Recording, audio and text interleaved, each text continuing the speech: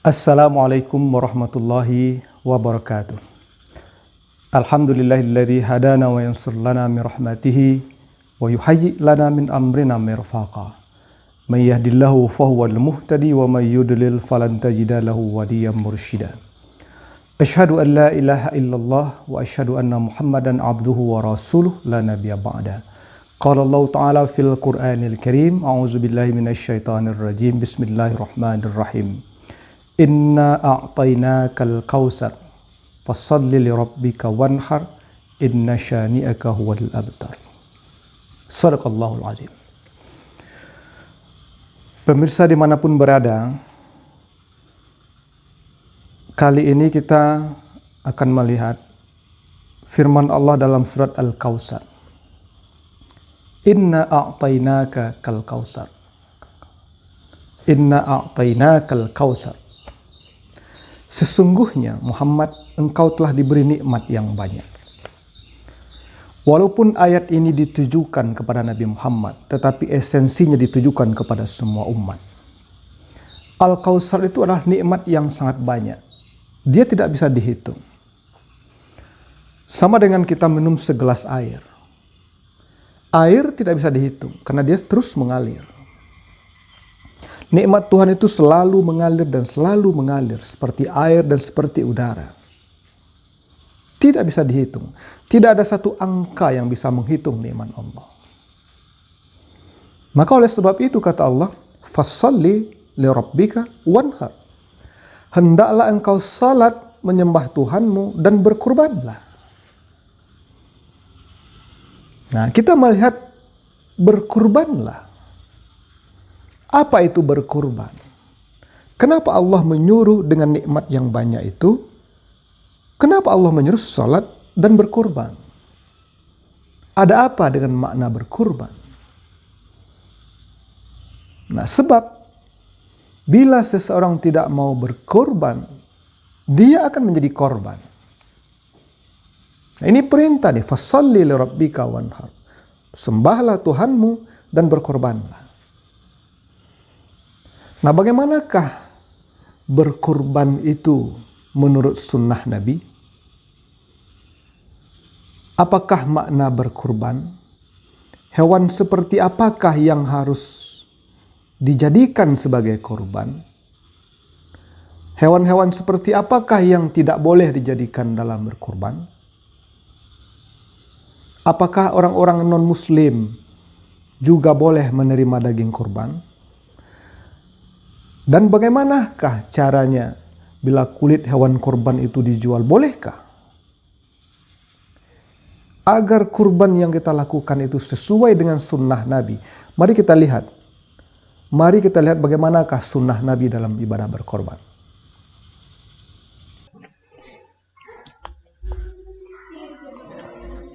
Baik, kita lanjut membahas pengertian kurban.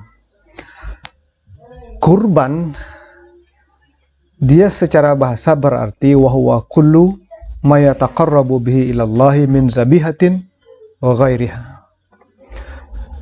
Setiap pekerjaan yang mendekatkan seseorang kepada Allah, baik itu penyembelihan atau bukan, itu disebut dengan kurban. Ya. Secara bahasa bisa kita lihat dalam ilmu fikih dikenal dengan istilah udiyah. Imam Al-Qurtubi menjelaskan definisi udiyah itu secara bahasa adalah kambing yang disembelih pada waktu dahwah atau waktu duha. As-satul lati tusbahu dahwah. Kambing yang disembelih pada waktu duha. Ini pengertian kurban. Jadi makna kurban secara luas adalah segala hal yang mendekatkan diri seseorang kepada Allah. Baik itu penyembelihan atau bukan, itu disebut dengan kurban. Kalau kita melihat dalil kewajiban berkorban itu, dalam Al-Quran disebutkan oleh Allah, fassalli li rabbika wanhar. Dirikanlah salat karena Tuhanmu dan berkorbanlah. Inna a'tainakal kausar. Al-Kausar adalah nikmat yang banyak yang tidak bisa dihitung. Sama dengan air, sama dengan udara. Dia tidak bisa dihitung karena dia mengalir, karena dia berhembus. Seperti itulah nikmat yang diberikan oleh Allah kepada seorang manusia. Karena nikmat yang banyak itu, maka fasholli li rabbika wanhar. Hendaklah engkau salat menyembah Tuhanmu dan berkurbanlah. Berkurbanlah. Nah, kemudian di dalam dalil yang lain disebutkan hadis riwayat Imam Ahmad dan Imam Hakim, salasun hunna alayya faraida wa hunna lakum tatawwu. 3 perkara yang bagiku hukumnya fardu, tetapi bagi kalian hukumnya tatawwu sunnah, yaitu salat witir, menyembelih udhiyah, dan salat duha. Ini kata Nabi Muhammad SAW. Bahkan dalam hadis yang diriwayatkan oleh Imam Tirmizi, qala Rasulullah SAW, umirtu bitahri bin nahri wa huwa sunnatul lakum. Sesungguhnya korban itu diperintahkan bagiku dan bagimu, kata Nabi, disunnatkan. Ini menjadi dalil kurban itu. Bahkan dalam hadis lain Ibnu Majah menyebut, man kana lahu sa'atan wa lam yudhi fala yuqarribanna musallana. Siapa yang memiliki kelapangan tapi dia tidak menyembelih hewan korban, janganlah mendekati tempat salat kami. Dekat saja tidak boleh, kata Nabi. Nah, kemudian keutamaan berkorban. Salah satu keutamaan berkorban itu disebutkan oleh Nabi dalam hadis riwayat Imam Tirmizi dan Imam Ibnu Majah. Ma'amila adami min amali yaumin nahari ahabba ilallahi min ihraqid dami inna lata'ti yaumal qiyamah biquruniha wa ash'ariha wa adlifiha. Tidaklah seorang anak Adam melakukan pekerjaan yang paling dicintai Allah pada hari nahar, kecuali mengalirnya darah dari menyembelih hewan kurban. Hewan itu nanti pada hari kiamat akan datang dengan tanduk, rambut, dan bulunya. Dan pahala kurban itu di sisi Allah lebih dahulu daripada darah yang menetes di bumi. Ini keutamaan berkorban. Nah, kemudian hukum berkorban, wajibkah? Para ulama memang berbeda pendapat tentang hukum berkorban. Jumhur ulama, Imam Malik, Imam Syafi'i, dan Imam Ahmad menyebutkan bahwa kurban hukumnya sunnah. Tetapi mazhab Imam Syafi'i mengatakan sunnat muakkad, yang sangat penting, yang diusahakan tidak ditinggalkan kecuali ada uzur. Tetapi berbeda dengan mazhab Imam Abu Hanifah mengatakan bahwa kurban itu hukumnya wajib. Artinya seperti yang diriwayatkan oleh Abu Hurairah, man wajada sa'dan falam yudahi fala yaqrabanna musallana. Barang siapa yang mendapatkan kelapangan tetapi tidak berkurban, maka janganlah dia mendekati tempat salat kami, kata Nabi. Itu hukum berkorban. Selanjutnya dalam hadis lain dapat kita lihat, umpama riwayat Abu Daud. Ya ayuhan nas, inna ala kulli ahli baitin fi kulli amin udhiyah. Hai manusia, sesungguhnya atas tiap-tiap ahli rumah pada tiap-tiap tahun disunatkan berkorban. Disunatkan berkorban. Inilah barangkali hikmahnya firman Allah dalam surat Al-Hajj ayat 34, wa likulli ummatin ja'alna munsika liyadhkurusmallahi ala ma razaqahum min bahimatin al-an'am. Dan setiap umat itu dijadikan kewajiban, ada syariat berkorban baginya, liyazkurusmallahi, hendaklah dia menyebut nama Allah kata terhadap rezeki yang telah diberikan kepadanya. Di setiap umat ada kewajiban berkorban itu.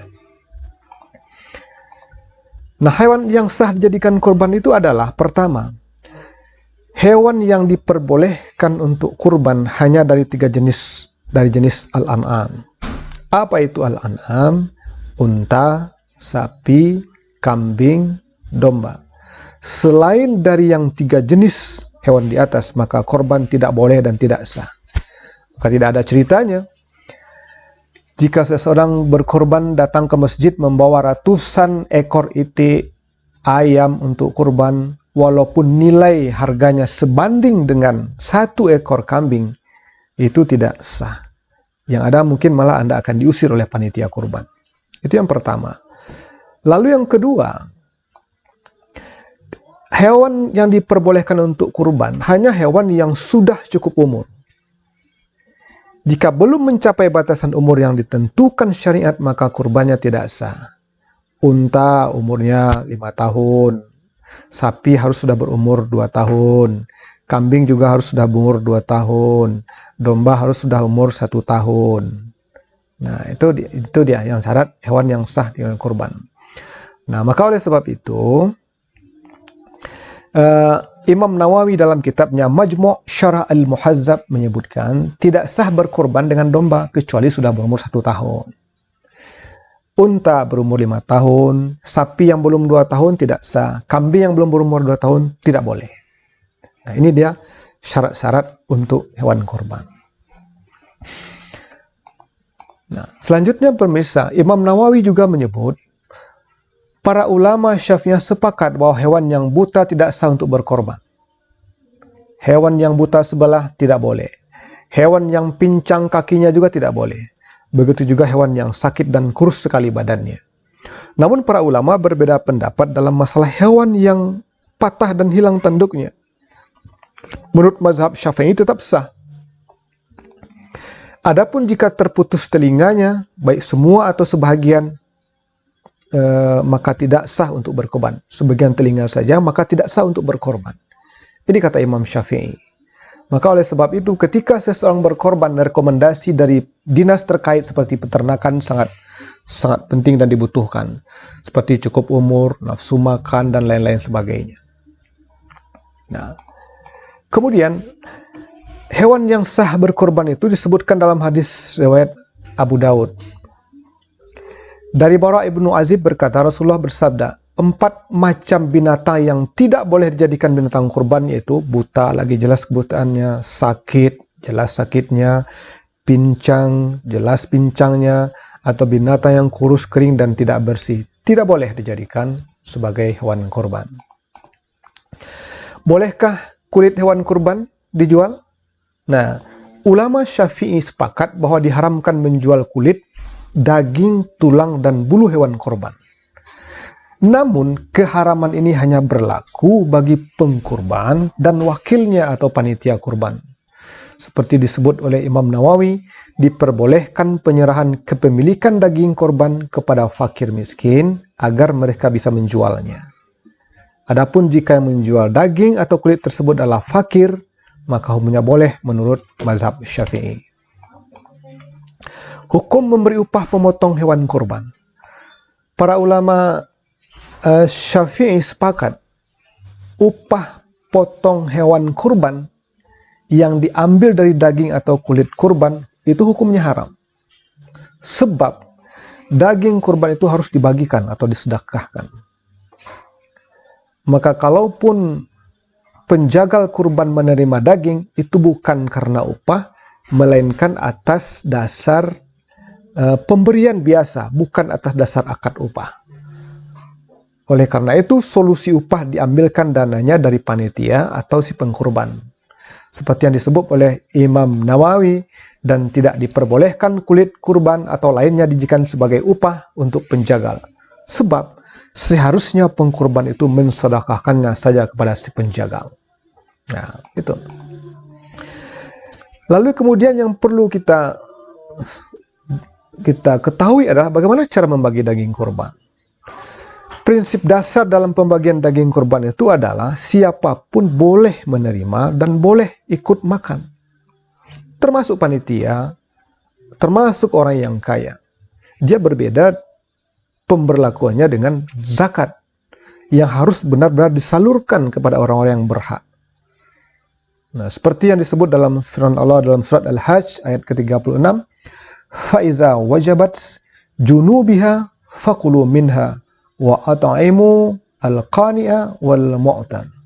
Apabila telah roboh hewan kurban, maka makanlah sebahagiannya, dan sebagian lagi makanlah oleh orang-orang yang rela dengan apa yang ada padanya, yang minta-minta, dan orang yang tidak meminta.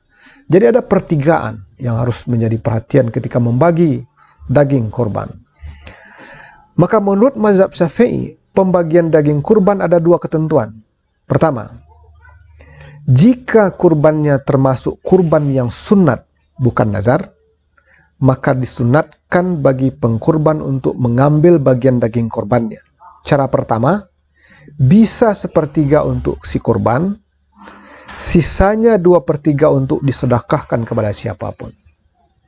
Atau cara yang kedua, 1/3 untuk si pekurban, 1/3 untuk fakir miskin, dan 1/3 lagi untuk dihadiahkan kepada tetangga sekalipun dia orang kaya. Nah, lalu yang kedua, jika kurbannya kurban wajib atau nazar, haram hukumnya bagi si pengkurban untuk memanfaatkan bagian daging kurbannya. Oleh Imam Nawawi disebut, jika hadiu atau kurbannya dinazarkan, maka si pengkurban tidak boleh makan dagingnya. Ini disepakati oleh semua ulama. Bolehkah non-muslim memakan daging kurban? Boleh. Selama kurbannya tidak termasuk kurban nazar. Nah, kata Imam Syafi'i, diperbolehkan penyaluran daging kurban yang bukan nazar untuk kafir zimmi. Tidak ada masalah. Tidak usah khawatir. Nah, maka oleh sebab itu, dari sekian rentetan kurban dan cara yang diatur oleh Nabi, hikmah apakah yang terkandung di balik kurban itu? Yang pertama, setiap helai bulu hewan kurban akan dibalas satu kebaikan. Jadi kalau di awal ayat tadi disebut, nikmat yang banyak Al-Kautsar, itu nikmat yang tidak terhitung. Maka imbalannya juga tidak terhitung.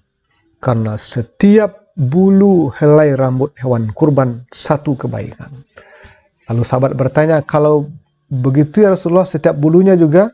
Jawab Nabi, setiap helai bulunya juga satu kebaikan. Nah, sebanding dia. Kemudian yang kedua, hikmah kurban itu dia sebagai ibadah yang paling dicintai oleh Allah. Rasul bersabda, tidak ada amalan anak cucu Adam pada hari raya Idul Kurban yang lebih dicintai Allah melebihi dari pengucuran darah kurban. Nah, lalu yang ketiga, sebagai ciri keislaman seseorang. Karena kata Nabi, siapa yang mendapati dirinya dalam kelaparan lalu ia tidak mau berkorban, maka janganlah ia mendekati tempat salat kami. Yang keempat, sebagai syiar Islam. Karena bagi tiap-tiap umat telah disyariatkan penyembelihan hewan kurban supaya mereka menyebut nama Allah terhadap binatang ternak yang telah direzekikan kepada mereka.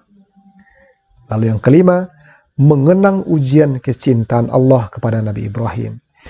Karena ibadah kurban erat kaitannya dengan kurban yang dilakukan oleh Nabi Ibrahim saat penyembelihan putranya Ismail alaihissalam.